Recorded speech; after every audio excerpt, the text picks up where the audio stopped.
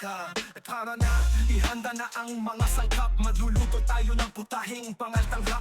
Okay na, ready na, simulan na natin. Iluto na natin pagkain sikat sa atin.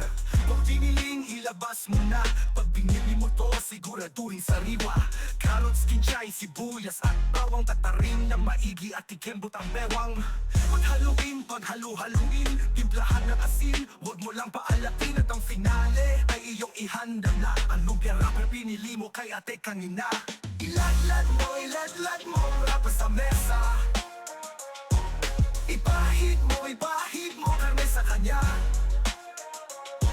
Irolyo mo, ito na magaling. Upang pag niluto, hindi to bumakeng-keng.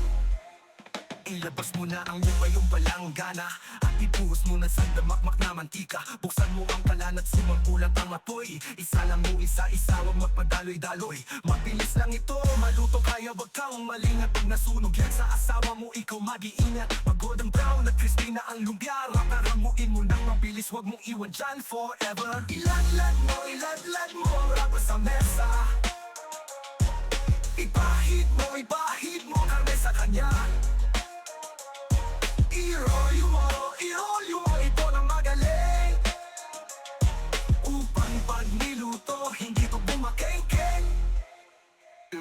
Lumpiang Shanghai, paborito ng Pinoy. Kinakain ito ng lahat, boy, girl, baklaman ng tomboy. Masarap ito at malutong lalo kung mainit. Pag sinasok sa ketchup sa sarap, mapapakapit. Kahit saan, handaan lagi mong nakikita. Sa kasalan, sa partiyan, o kaya sa inuman. Sa karinderya, sa kanto o sa 5-star hotel. Lumpiang Shanghai, lagi na dyan sa heaven or hell. Pero may mga nagtitinda na nakakainis. Lumpiang Shanghai, itinitinda na sobrang nipis. Parang rapper lang pag kinain mo ito. Kumbaga ang karne, suggestion lang dito. Iladlad mo, wrapper sa mesa.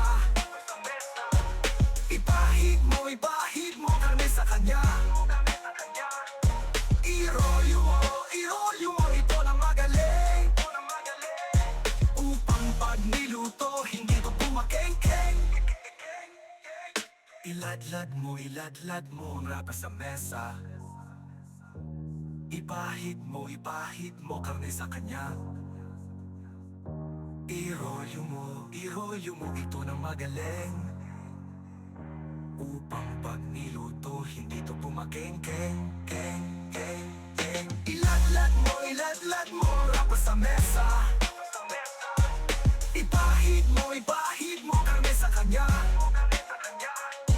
Irolyo mo, ito na magaling. Upang pag niluto, hindi to bumakeng-keng.